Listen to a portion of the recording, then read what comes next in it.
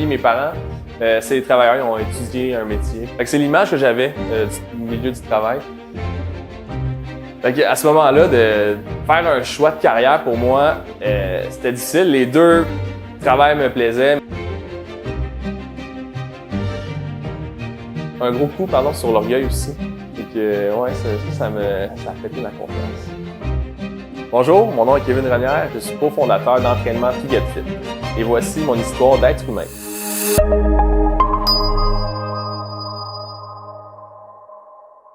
J'ai eu une enfance assez simple, assez paisible. Il n'y a rien de marquant dans ma jeunesse, je dirais. Mes parents, très présents pour moi, une petite sœur, mes grands-parents, une belle famille. J'ai rien manqué quand j'étais jeune. Et puis, par contre, ça m'a permis de grandir dans un environnement stable et d'être en sécurité.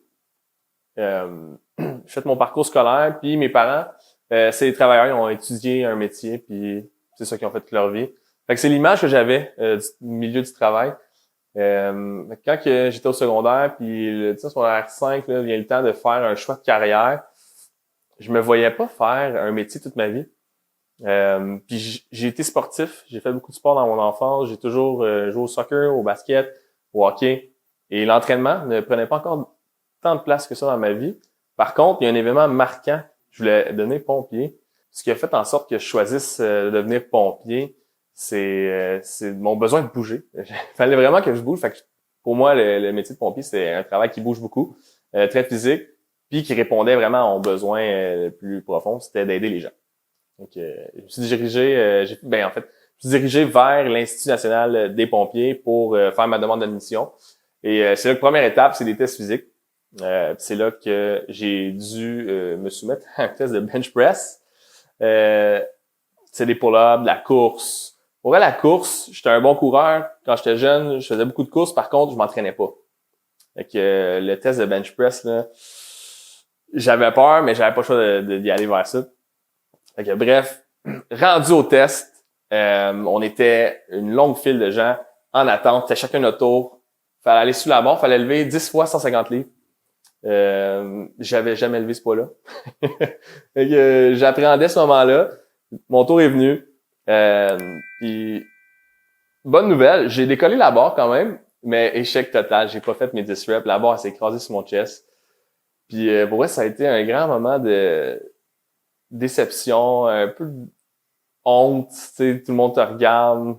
Donc, c'est un gros coup sur l'orgueil aussi. Donc, ouais, ça a affecté ma confiance. Au secondaire, là, quand j'ai fait un choix finalement, domaine des sports, enseignement, éducation physique, c'est une superbe idée. Mais en même temps, j'ai fait mes formations pour devenir entraîneur.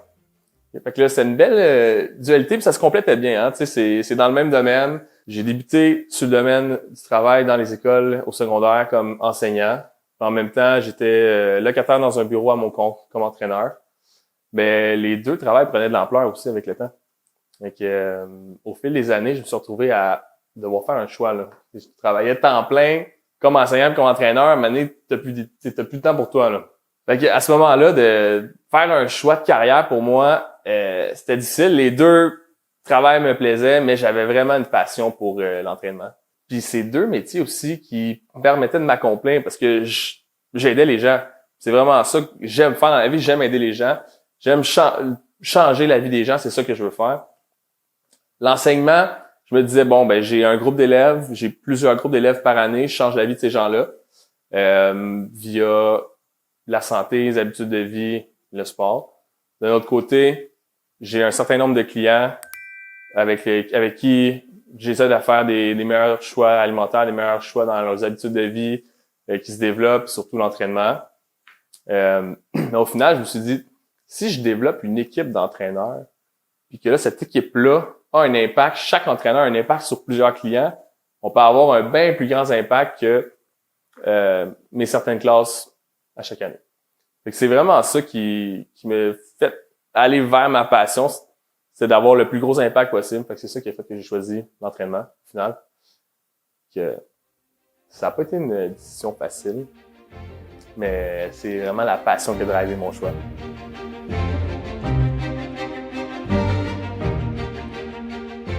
Et quand je repense à mon choix de carrière, qui était de devenir pompier quand j'avais 17 ans, je suis content que ça allait tourner comme ça, les choses que j'ai vécu, un super gros échec, que ça m'amène à développer une passion pour l'entraînement, parce que ça m'a amené un échappatoire aussi dans ma vie. L'entraînement, ça m'a amené tellement de choses, ça m'a amené tellement à gagner plus de confiance en moi.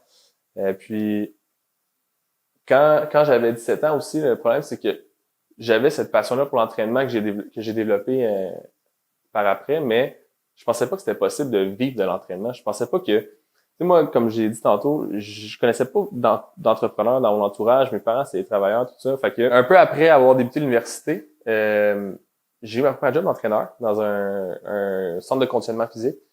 Et rapidement, j'ai atteint l'échelon maximal là-bas. J'étais plein de clients. Ce qui est l'avantage là-bas, c'est qu'ils fournissaient des clients. Fait que je me suis bâti une clientèle à travers ça rapidement.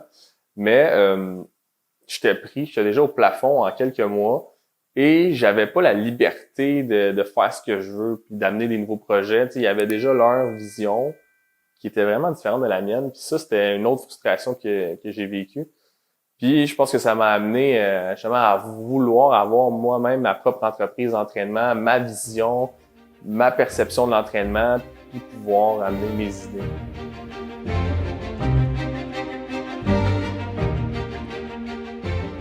Si je pouvais revenir en arrière, parler à mon moi, à mon Kevin de 17 ans, là, sérieusement, je dirais de se lancer plus tôt dans l'entraînement, puis d'y aller chercher ses propres formations, d'aller chercher des conseils en entrepreneuriat, des mentors, parce que au final, à 17 ans, on n'en a quasiment pas de responsabilité là.